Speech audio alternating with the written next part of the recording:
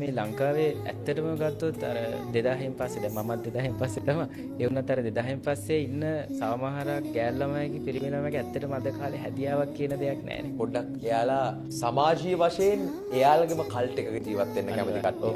ඒ circles ඒ කට්ටිය ඒ විදිහට ජීවත් වෙන්න එයාලගේම විදියක් හදාගන්න. දැන් ඔය පාවිච්චි සාම්ප්‍රදායික විදි වලට යන්න කැමති නෑ. දැන් ඔය පාවිච්චි කරන ෆෝන් එකෙන් බණ ටික අහන්න පුළුවන් නම් කොච්චරක් ඔය ජීවිත වෙනස් වෙයිද? පළවෙනි පාර හද්ද දැනෙන්නේ නැති වෙන්න පුළුවන්. දැනෙන්නේ නැහැ. දෙවෙනි පාර දැනෙන්නේ නැති වෙන්න පුළුවන්. තුන්වෙනි පාර හාමුදුරනේ අඩුම තරමේ පුංචි හරි අරුතක් අපේ ජීවිතේට ගන්න පුළුවන්. මේක ඇබ්බැහි වෙනවා.